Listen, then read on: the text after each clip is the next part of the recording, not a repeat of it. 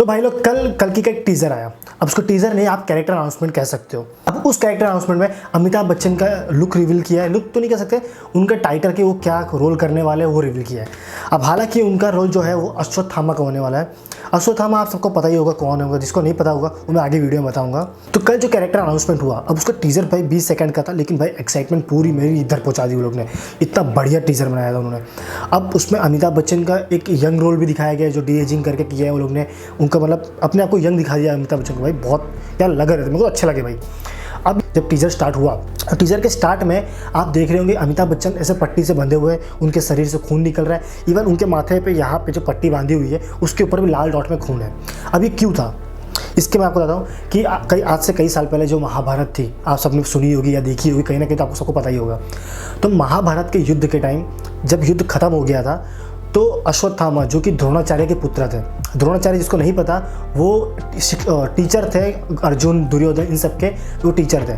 तो उनका पुत्र अश्वत्थामा, जब उनको पता चलता है कि ये युद्ध में पांडवों ने हमारे पिताजी को मार दिया, तो गुस्से में आके क्या करता है कि जाता है और पांचों पांडवों के पांचों पुत्रों को जान से मार डालता है। और साथ ही साथ जो अभिमन्यु का बेटा होता है यानी कि अर्जुन के पोता, तो उसको भी उस पर ब्रह्मास्त्र चला देता है। अब जैसे ही वो चीज़ कृष्ण जी को पता चलती है तो कृष्ण जी दौड़े चले जाते हैं और अश्वत्थामा को रोकने की कोशिश करते हैं। तो उसी क्रोध में कृष्ण जी उनको श्राप दे देते, तुम जिंदगी भर अमर रहोगे और तुम अपनी मौत के लिए तड़पोगे। तो चाहिए होगी लेकिन तुम नहीं स्वीकार कर पाओगे।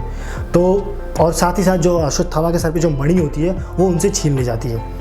अब जब अश्वत्थामा उनसे माफ़ी मांगते हैं कि भाई मुझे माफ़ कर दो, मेरे से बहुत गंदे, तो कृष्ण जी उनको एक चीज़ बोलते हैं कि भविष्य में जब कलयुग का अंत होगा तब तुम्हें मेरे श्राप से मुक्ति मिलेगी। तब तक के लिए तुम्हें ऐसे ही दर्द के सहारे, कष्ट के सहारे तुमको ऐसे रहना पड़ेगा।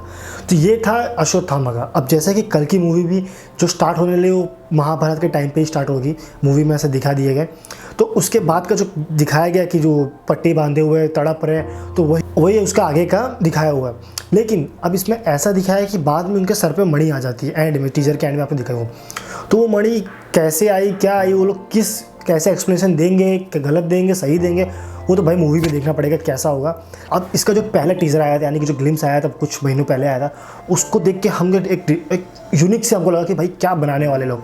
अब इसको हमारे हिस्ट्री से जोड़ रहे हैं, इसको हमारे फ्यूचर से जोड़ रहे हैं, तो भाई बहुत एक्साइटमेंट हो रही है। पर उसी के साथ साथ एक डर भी लग रहा है कि इसको कहीं गलत ना दिखा दे या किसी चीज़ से ये थोड़ा मतलब ऊपर नीचे ना कर, जिसकी वजह से लोगों को हर्ट हो जाए, लोगों को सेंटीमेंट हट जाए। तो भाई इन पे बहुत प्रेशर है, बहुत रिस्पॉन्सिबिलिटी है।